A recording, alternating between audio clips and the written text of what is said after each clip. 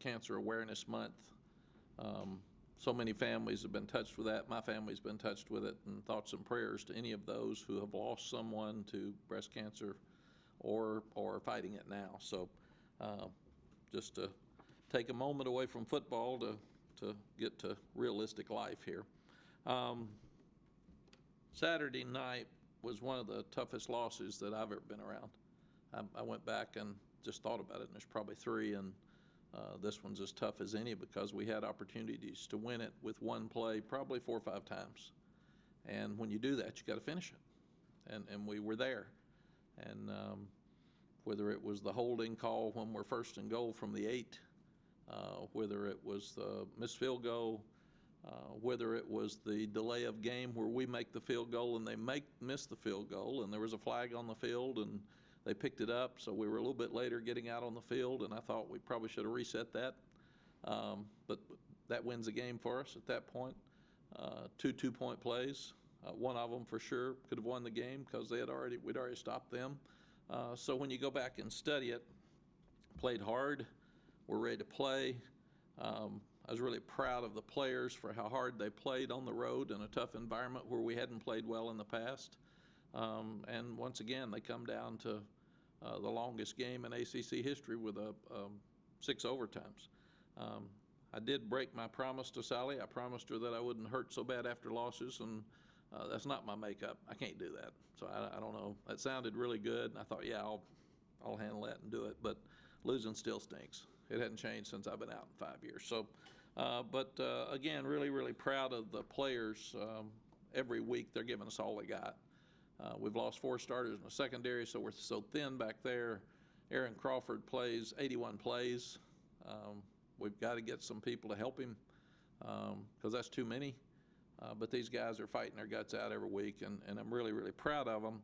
And it's also, we're having a fantastic recruiting year.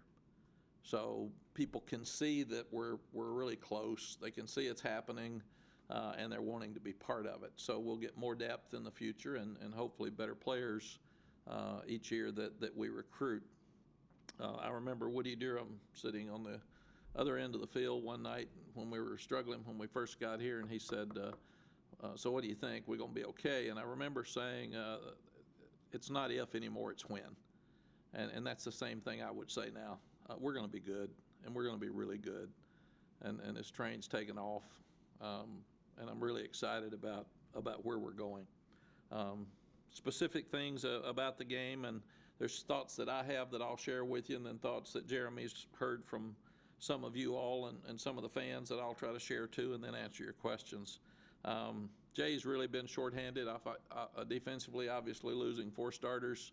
So his problem is do you bunch up and try to stop the run and play man-to-man outside with inexperienced corners and guys are struggling some, or do you play zone and let them run the ball? And what we had is Virginia Tech's quarterback that came in is a 250-pound runner, and we didn't stop him. He ran up and down the field, and the kid's going to be a really good player for the future. They probably found him something there with a 3rd quarterback. So we didn't do a good job of stopping the run, and that's something that we've got to do. We did force 2 turnovers, which is something we haven't been doing in the running game, so that was really good. And we didn't respond well right before the half. To me, the way you play the last 5 minutes of the half, the first 5 minutes of the second half is so key in college football in my experience through 31 years of being a head coach, and we didn't play well as a team. That's a 14-point turnaround. They score, we get the ball, and we have it for only about 20 seconds. Because I think there was 3:23 left when we got the ball. They've scored. We got to respond and go down and score at the other end. And we have a intentional grounding penalty, an incomplete pass, and a short pass to Corrales. So we kill no time and give them the ball back, and they go back and score again. So the 14-point swing right before the half that just changed the momentum completely. We came back and took it back to start the second half, but it didn't help us that they took all those, took the 14 points going into half. Offensively, we didn't run the ball very well the second half, and we also didn't protect well, but had some issues up inside with our guards and centers, so that was disappointing. still scored a lot of points, and that should be enough to win. So proud of those guys. 2-point plays, there's always a lot of discussion. We're 3 of 6 for the year. The national average is in the low 40s. We had a 41% chance of making it on Saturday because analytics gives you what your chances are against the team you're playing each week, whether they're right or not, but that's what they do. But we've still got to improve in those areas. I thought when we got Michael Carter one-on-one in space, that's pretty good. I'll take those odds. And the guy tackled him out there. So, but that's something that we can still improve on, especially with the new rule with overtime. I think we'd probably be better off. I think the rule was good because we could have been still playing. But I'd like to put the ball at the 35 instead of the 25. Fewer people would score, and you'd get out of there faster. So if you just move it back 10 yards, the percentage of scoring isn't near as good. You might kick a field goal, but scoring touchdowns is harder. And I think we would get it over with quicker by doing that than what we're doing at the present time, even though I think because of the LSU Texas A&M 6-7 overtime game last year, that's the reason they went to this rule, because it's not healthy for kids to stay out there that long. Your defensive kids for sure just give out. Kicking game, really proud of Ben Kiernan for a freshman. He and Drew Little, the snapper, both were committed by Coach Fedora when we got here. And I talked to Larry the other day, and he asked how they were doing, and it's unusual to sign a punter and sign a deep snapper. I'd never done that except for Justin Tucker.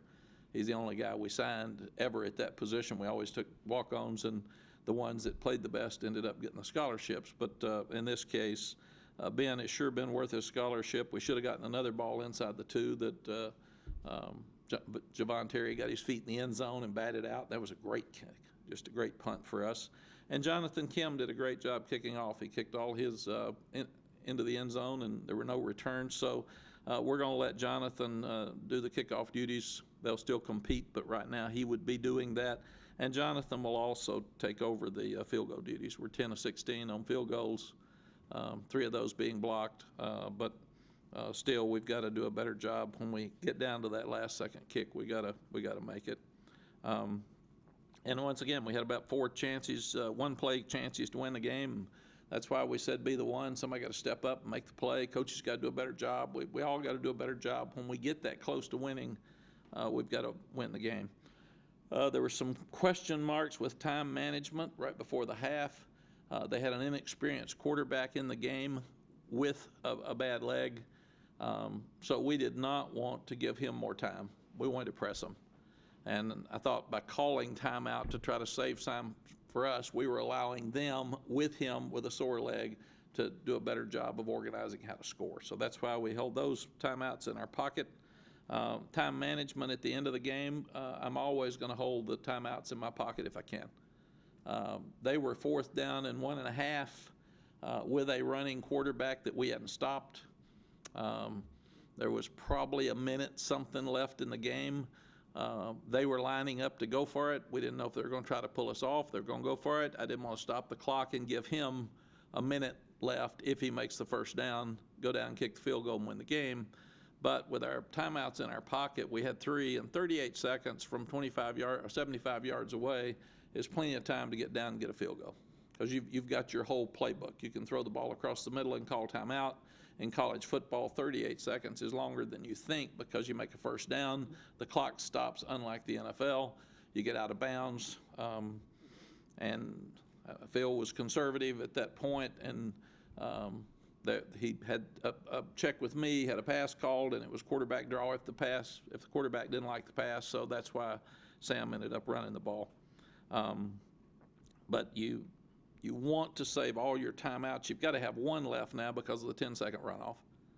That changed coaching for sure. You can't be without a timeout in your pocket because 10-second runoff can lose the game for you. But you never want to have 10 on the field, nearly a delay a game.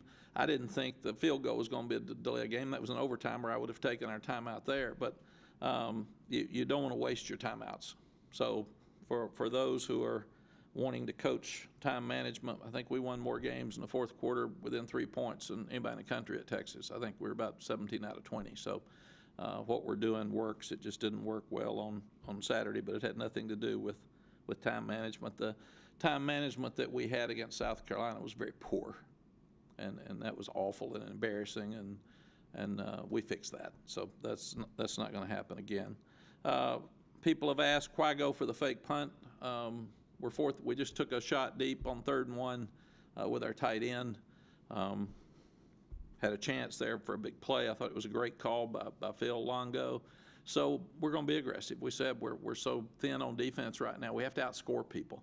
So we're going to go for 4th and 1. So our thought was either go for it or line up for the punt. If it was there, take it. It was there. It's exactly what we wanted. We didn't execute it. So we should have done a better job coaching in practice to get the 1 yard. But we're going to go for it either way. And that's who we are right now.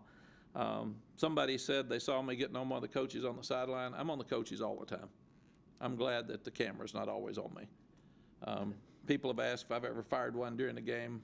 No, but I felt like it. So you fans that get mad at assistants, I'm mad at them too. So my mother used to tell me, honey, why'd you hire these guys when we'd lose a game? So yeah, I get on them a lot. I love them. I think they're doing a tremendous job. They're giving our guys a chance to win. But when I see something I think we can do better, I'm gonna be direct, and I'm gonna be honest and transparent with them, just like I am with everybody else. So I do get on them. Officials, I love officials. The guys are, very honestly, they have full-time jobs. They're so passionate about this. They work themselves to death. They do this on the weekends, and they love the game. And I hate it for them when they make a bad call. I think there were only 2, but I saw 2 coaches fined yesterday for making comments about officiating. I came back to help kids and try to help the game that I love, because I want us to change some things and clean it up. And I thought, after seeing the 2 coaches suspended yesterday, there's 3 factors in a ball game. There's our team, there's the opposing team, and the officials. And 2 of the 3 are called out. Officials aren't. And they don't make as much as we do, but they probably make as much as the kids. So what I would love is I've said it, and maybe it's that you have a challenge flag as a coach, and you hold it and use it. But if there's a critical play, whether it's reviewable or not, if you challenge, it has to go upstairs, and then they can look at it. And that doesn't slow the game down. But it gives you an opportunity for the one play that you think the officials have missed that's not reviewable, that changes the entire game, to have it at least looked at upstairs. If not, some people thought I said last time, challenge every play. People don't listen. What I said was, if it is a critical play, I said a critical play in a game that changes the game and it's not reviewable, take it upstairs, and the guy upstairs should be able to say, that was a face mask.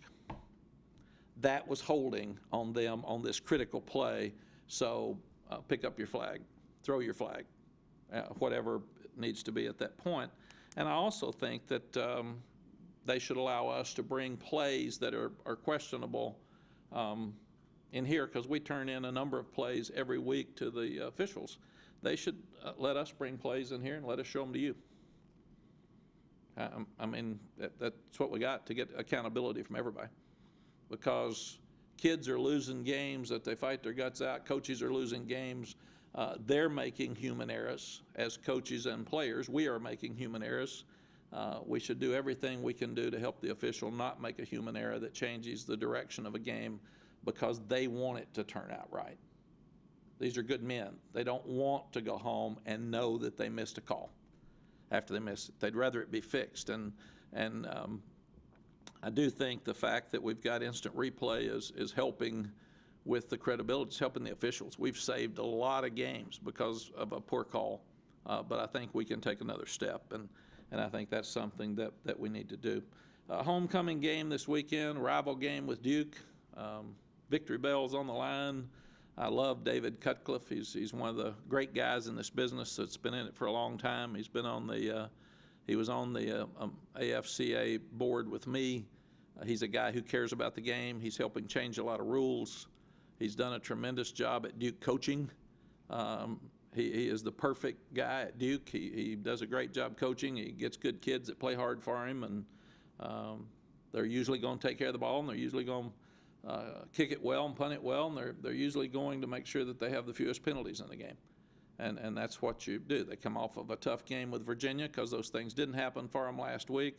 And my experience is that we're going to have to pick it up because we're disappointed with a tough loss. They're going to pick it up because they're disappointed in their performance on Saturday at Virginia. Question marks? Coach, are there any plays at all that you would take back from that overtime session with Virginia Tech, all 6 overtimes? Any plays in particular that you would want to take back or whatever change? Yes, I would take back every one that didn't work.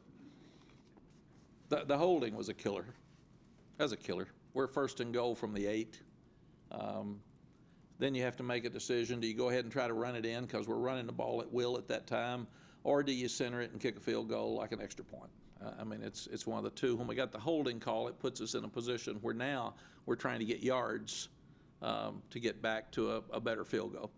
So that was a killer. The last 2-point play, Sam's got to get the ball in the end zone. You can't take the sack because our only chance is to get it out. And he tried to, and Sam's smart. Guy just got him before he got it off. So we've got to get that ball in the end zone for sure. You mentioned the delay of game before the field goal in overtime. Could you go back over kind of what happened there and Yes. how that transpired? There was a flag, so we're all waiting to see what the flag is. They picked the flag up and they waved it off. So we're delayed coming in, and then the clock ran out. So I wish they had restarted it for us. Is that something that you think that should be fixed? I think it's something, just another thing that we should look at. A certain amount of time to get the playoff, but you lost some of that time, Yeah. so you were out of routine then. Yes, we were waiting to see what the conclusion was, and then when we got it, we're late getting out. So, Mack, as you know, we don't get really any information from the conferences about officiating miscues. When you turn in plays to the conference office, what type of feedback do you typically get? it's a good question. We don't turn it in unless we feel like it's a flagrant miss, and a lot of times it's a no call that we turn in. And then the supervisor of officials, usually on Tuesday, I think, Monday or Tuesday, he sends us back, I agree with your thought, I disagree, and here's why. I agree, and here's why.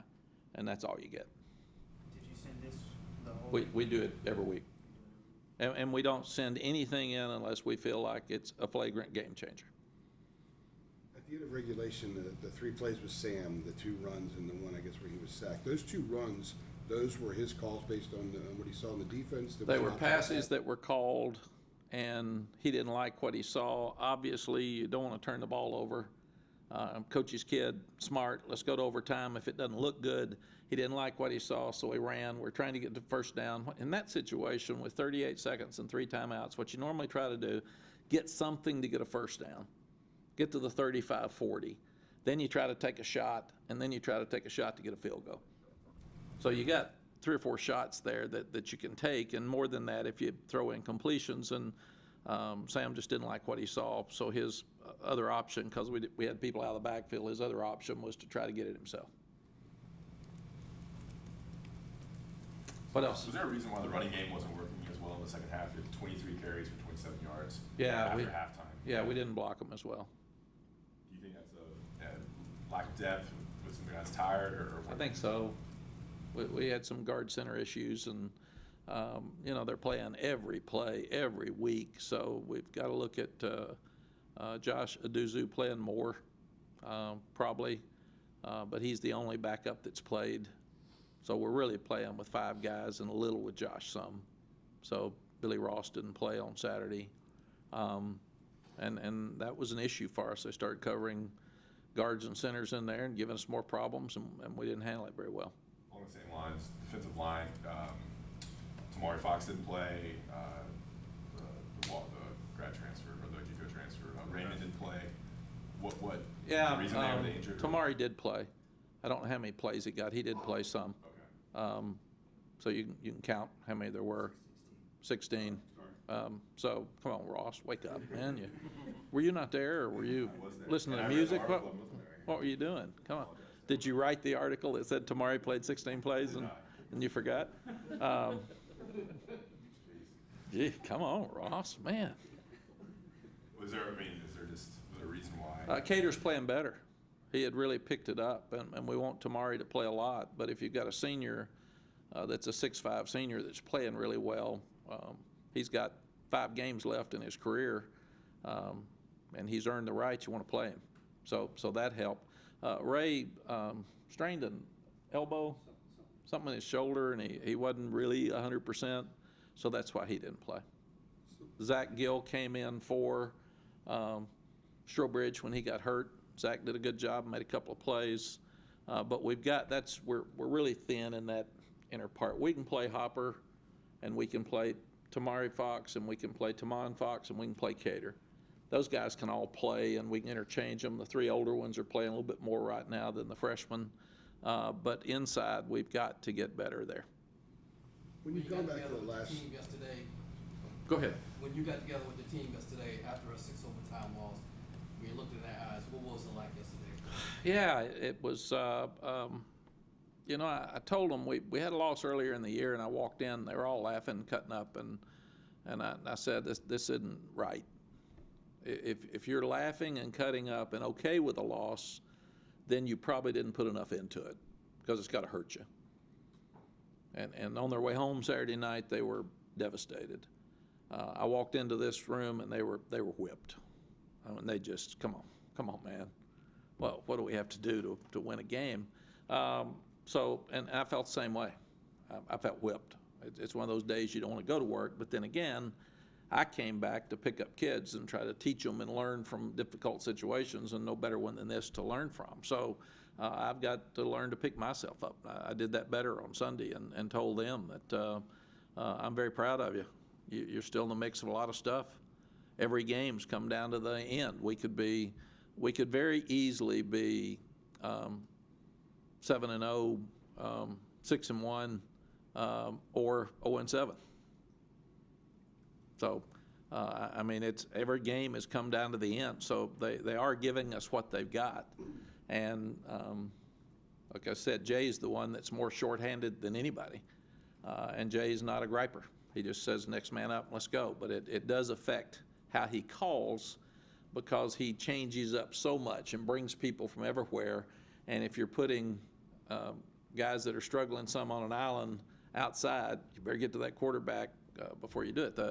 A gutsy call by Virginia Tech, a freshman quarterback, 4th down and 3 to win the game, they throw a fade, and it is a perfect throw.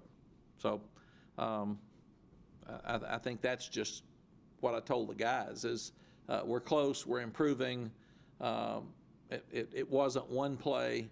Each of us need to get better to make a few more plays, and then we win the game. And it was at the 5 minutes before the half. Who let down? What should have happened? Why the quarterback long run? Why the wheel for a touchdown? What mistakes did we make? Why didn't we jump up and bat the ball down when we were in the end zone with receivers 2 or 3 different times? When we were there, we just got to make plays. Why didn't we catch the ball down the middle as a tight end? Why didn't we convert on 3rd down and 1? What happened on the fake punt? So you go back to 10 or 15 plays. It's usually 7 plays in a game. This one had 10 or 15 that we win the game if we make any of those plays. So that's what I told them. Let's don't feel sorry for ourselves. Let's play better and get rejuvenated here for Duke. We haven't had a good record against Duke the last 7 years. I think we're 2-5. So we need to pick it up and start worried about next week. I was going to ask about yesterday. Is your job kind of rebuilding them, getting to where you need them to be tomorrow when you go to practice, a little more difficult this week than after the first 3 losses because of what you just laid out? Yes. My job with everybody is to make sure everybody knows what we did well and what we did wrong. And I told the players, there's more players in the training room after you lose. There's more players sensitive, pointing fingers, questioning after you lose, so that's out. I don't hear any of it. I also told them, if you guys want to play pro ball, and all of them do, they play on Sunday and then go play Thursday. So don't talk to me about being stiff and sore, and they play 24 games. So if you want to play, understand that go get your degree if you're sore. Because NFL guys are real sore. They hit harder than you guys do. And then the second thing I do is have to build them back up. Show them the positive things we did, show them what we've got to do better, and I do the same thing with the coaches. I am a lot more critical of the coaches with them face-to-face than you all are our fans. I mean, my job is to grill them and be hard on them and go back through the game plan with them. On every Sunday, we sit down and say, next year in Virginia Tech game, what are we going to do different?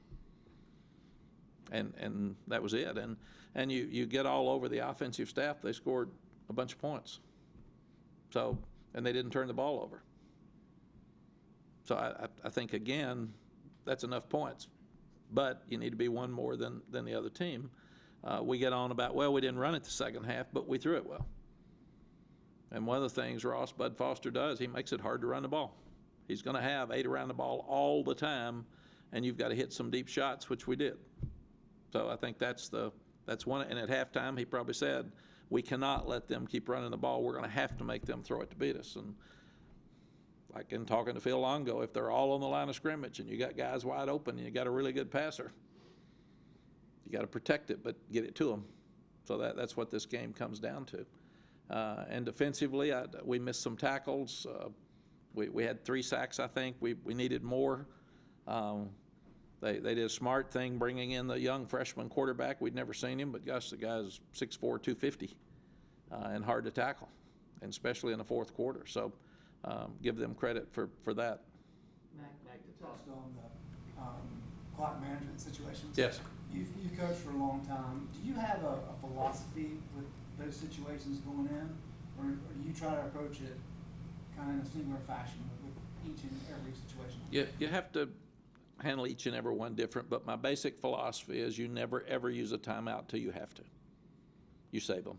You keep them in your pocket. It really makes me mad when we've got 10 on the punt team and we have to use a timeout to get an 11th one out there. In some cases, if Longo or Bateman say, Coach, I don't like the way we're lined up, can you give me a timeout? I'm the only one that can call timeouts, but I'll give it to them if it's a critical situation. Just like if we're going to have delay of game on a punt, we're not going to waste a timeout for that. We can gain that 5 yards because Ben's punting so well. If it's a field goal, you don't take timeout unless it gets you out of field goal range. So that would be the thing that would be determined by each game.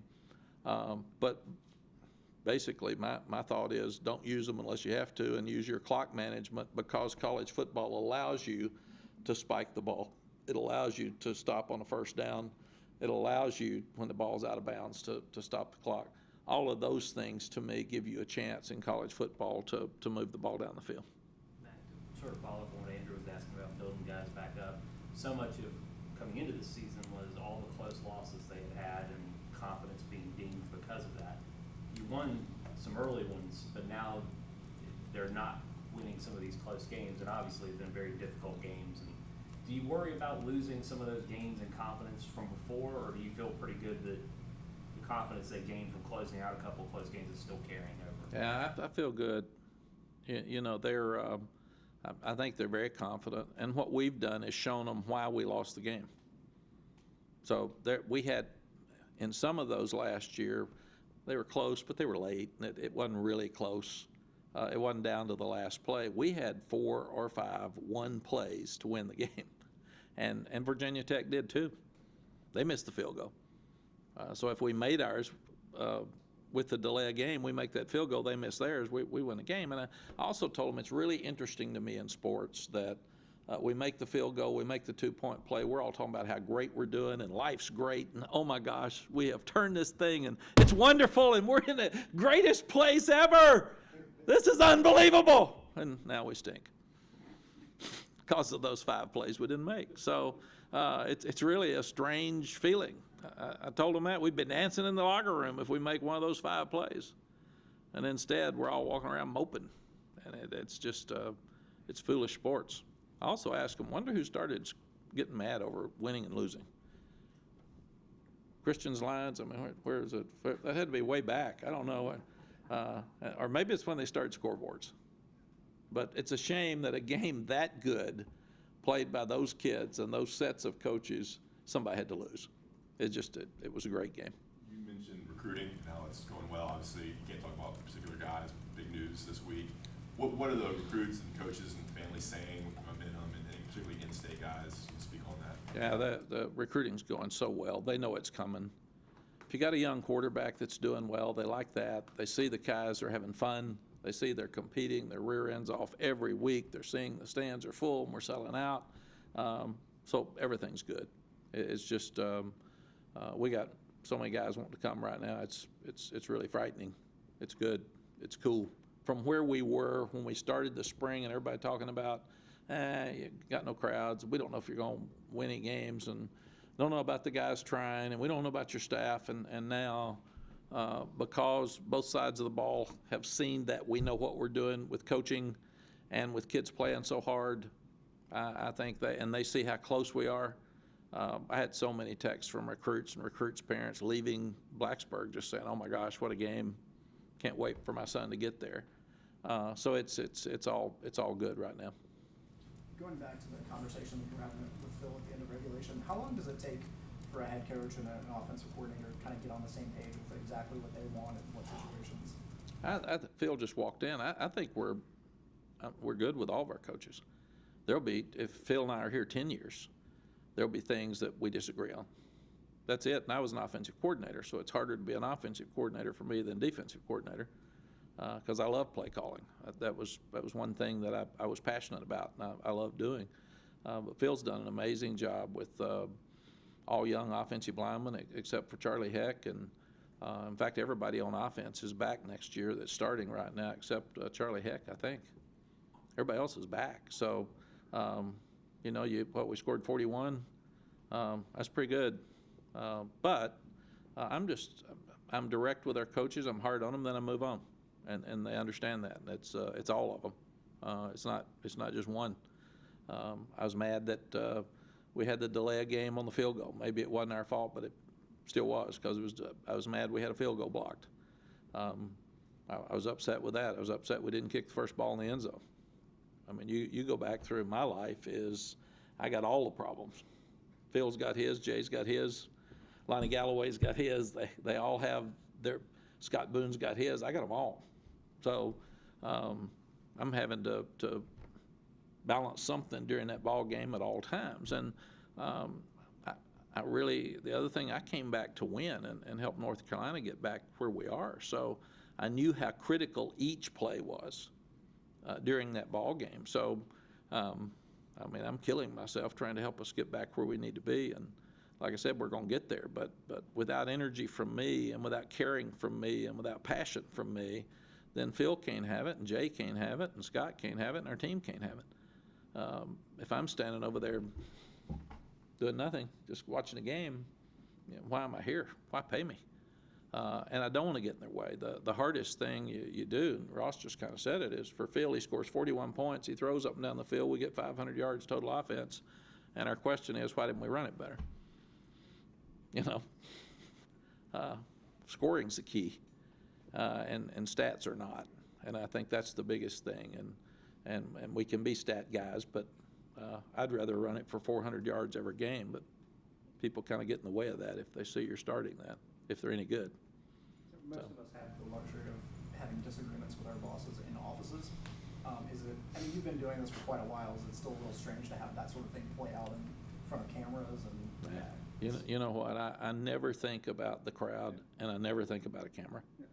I don't, and I never look at it. So I don't go back and see what I look like on the sideline or what I said or when I said it. I'm not ever going to say anything in my mind that's inappropriate. So I say what I think, and like I said, coming back, I've been much more transparent with you all than I probably was before. I thought I was, but people told me I wasn't. So that's something I feel better about. What else? Anything else before we get Phil up here? Thank you, guys. I'll see you Wednesday.